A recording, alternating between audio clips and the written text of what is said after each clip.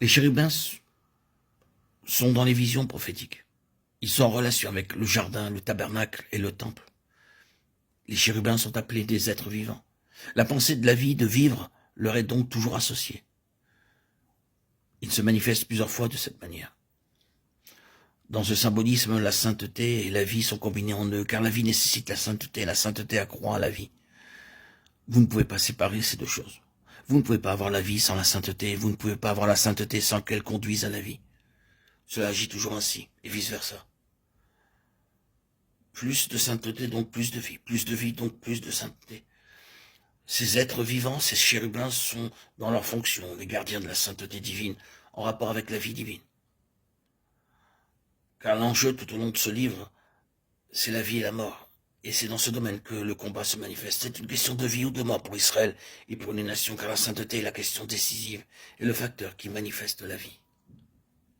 Si vous considérez brièvement les passages qui parlent des chérubins, vous verrez l'association qui peut être faite. Quand les choses allaient mal dans le jardin, quand le péché est entré, quand la désobéissance par l'orgueil est entrée et a opéré, et quand l'homme a été expulsé de ce lieu de vie, là où était l'arbre de vie, les chérubins avec des épées flamboyantes, furent placés à la porte pour veiller. Leur présence signifiait, il y a ici une vie sainte, et ce qui est perverti, pollué, corrompu et profane ne peut pas y entrer, ne peut pas la toucher, ne peut pas s'approcher d'ici, c'est banni. Les chérubins pourraient nous déclarer, nous sommes les gardiens, non seulement de cette vie, mais surtout de la sainteté qu'elle exige. Ensuite, les faces des chérubins furent tissées sur un rideau sur le voile qui était encore entre le lieu saint et le lieu très saint. L'homme ne pouvait franchir ce voile qu'au péril de sa vie. Ils témoignaient encore par cela qu'ils étaient les gardiens de ce qui est saint, et en tant que tels, les profanateurs périraient s'ils franchissaient ce voile. Ils déclaraient par ce voile que les choses étaient altérées dans l'homme.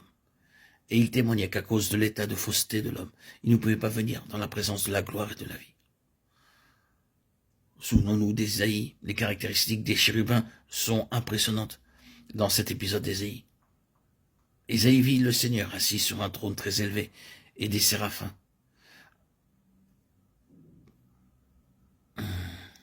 Un autre mot pour les désigner, je pense, crier l'un à l'autre et disait Saint, Saint, Saint, et l'Éternel des armées, Ésaïe 6:2.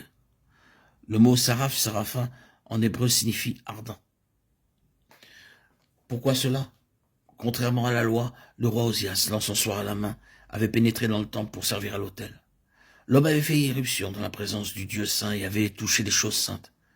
Les prêtres l'ont supplié en disant « Va dehors, ce n'est pas ton domaine, roi Osias ». Mais Osias, s'étant apposé lui-même, a été frappé de la lèpre, et il est resté lépreux jusqu'au jour de sa mort.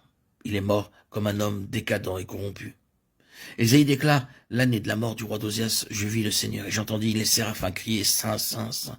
Le trône est le trône de sainteté et de vie. Mais là où il n'y a pas la sainteté, cela signifie la mort, car la vie est sur la base de la sainteté.